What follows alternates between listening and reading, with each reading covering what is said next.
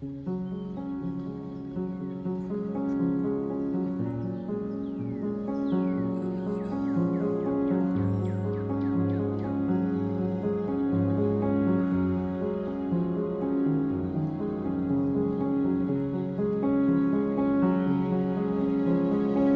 morning, everybody. It is pretty early. Husband just left for work, and it is supposed to be over 110 degrees today. So I'm gonna try to harvest this lavender this morning before all the oils burn off. And it's good for the plant for you to harvest the lavender off of it, and it will start sending up more shoots. I'm so proud that this made it through the winter.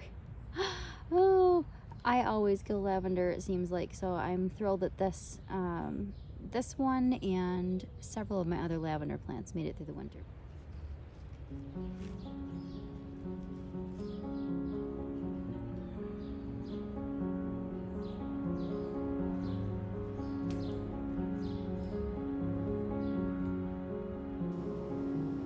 I probably harvested this lavender a tiny bit late. You can see some brown turned blossoms on this, but it still had absolutely incredible fragrance.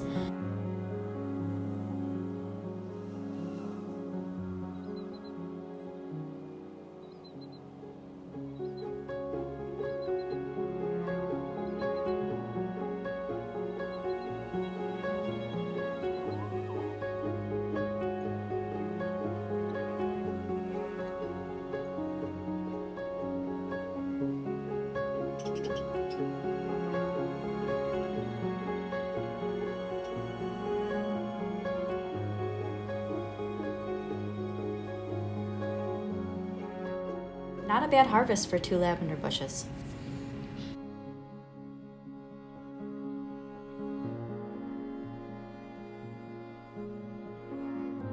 Tiny had to come see what I was doing.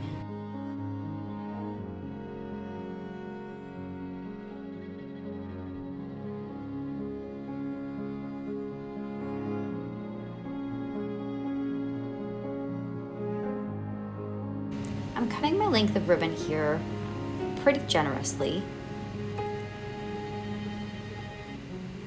It ended up being about 120 inches. I'd always rather have a little extra that I trim off at the end than be stuck with a piece that's not quite long enough.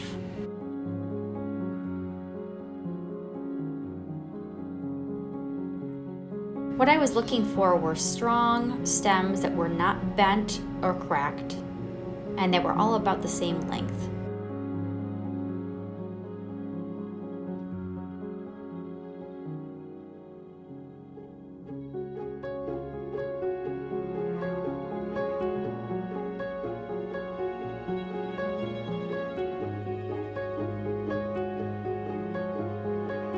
Next, I pulled off all the leaves, being careful not to bend the stems as I was pulling the pieces off.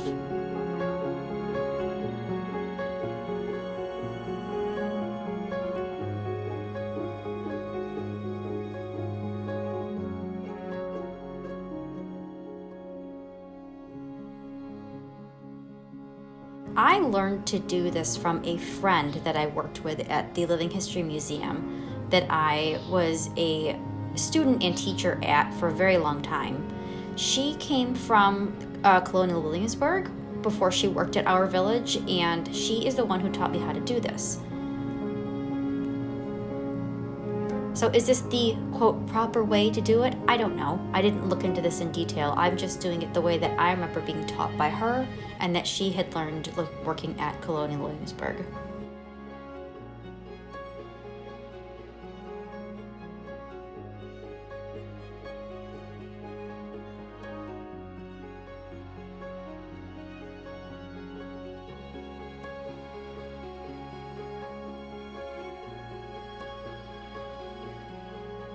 When tying this knot at the base of the blossoms, make sure you leave a plenty long tail, as you'll want it to trail down the center of the stems and then be available to you to reconnect with the woven piece to carry down the stems in an ornamental fashion.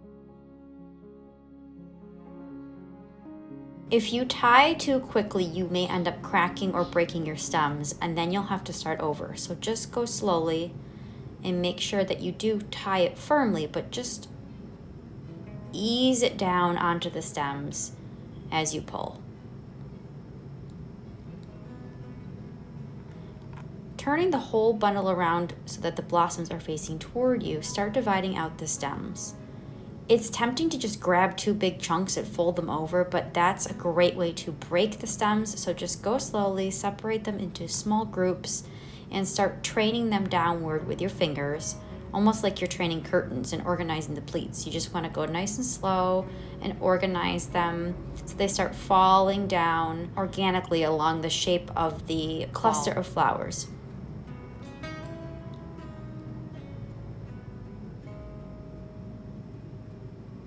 I left this footage in so you can see that I really was taking my time and, again, going slowly. Don't force these into place, just let them come down on their own. You'll see them start to find the right place to fall.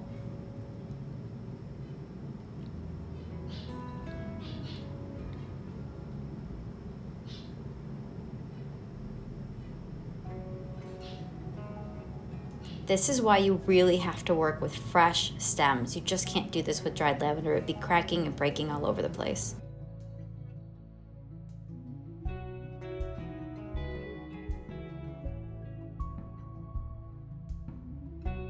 It's helpful to keep in mind what you're really doing here, which is that you're building a cage from the stems around the flowers. And then you're going to weave the ribbon through those stems to make a basket, basically, that holds all of that in place. And as it dries, it keeps the flowers inside of it.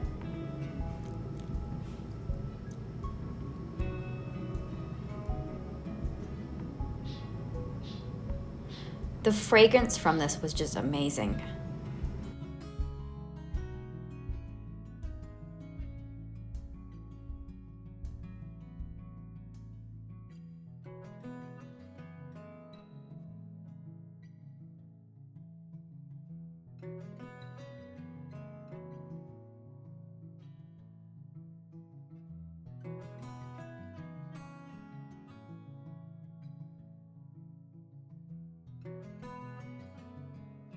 I took a contrasting scrap of ribbon to tie the base here. It doesn't have to be contrasting. You could certainly use the same color. I just had one sitting there from the previous bundle I'd done.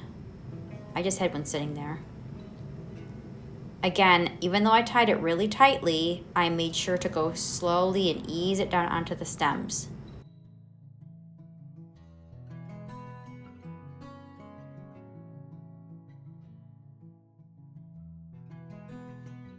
Just tuck the tails down kind of into the stems there so they're out of your way.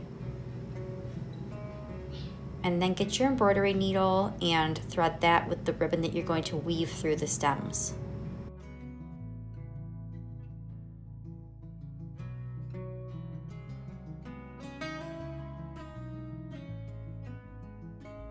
It's very easy when you're first starting out to mistake the inner stems for the outer stems and get your pattern out of whack. So just really be super attentive to where you're placing the tip of your needle and which pieces you're catching to go under and over, or you may have to back the ribbon out of an incorrect stitch. As you gently pull the ribbon down, you want to make sure it stays flat. And as you'll notice a couple times as I pulled the ribbon down, it started to twist up because the ribbon wasn't flat as it went through. So you just go gently, stop before you make it really tight, and straighten it out with your fingers. And you can even use the needle as an aid to straighten it out and make it flat.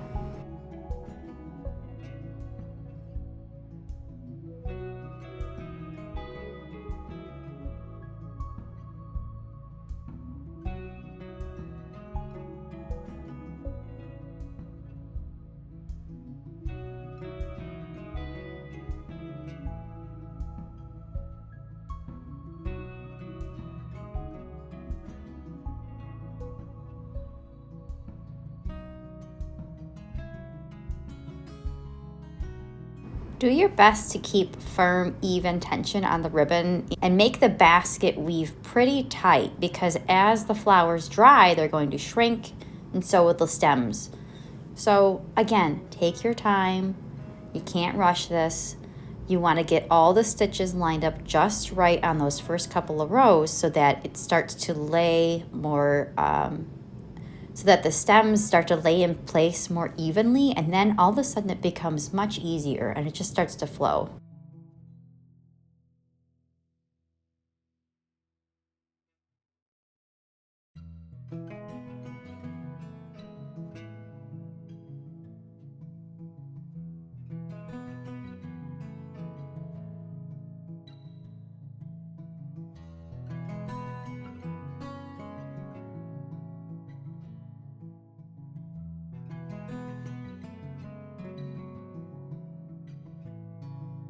I continued this one the next day, and you can see already where I had tied that tan ribbon, it has loosened up overnight because things started to shrink down. Everything's still flexible enough where I didn't have any trouble continuing it on a day 2, but it's amazing how quickly it starts to dry. Now I had a stitch that I had placed incorrectly. You can see I went under the same stem twice, so I backed it out carefully and reevaluated where the stem was and went under the proper stem.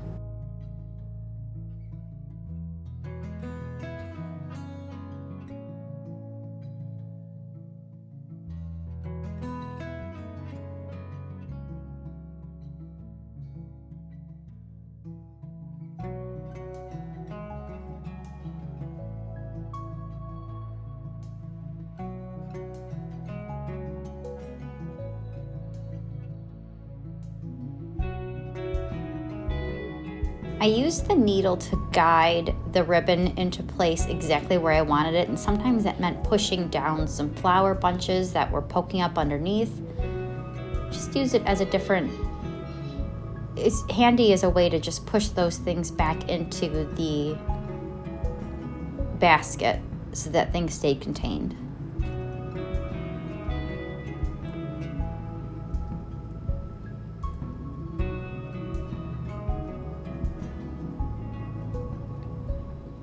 It was easiest to straighten the ribbon out down near the base and then just slide it up with my thumb and first finger holding it, keeping tension on it and just pulling it into place, and then using the needle to slide the ribbon right up to the next row.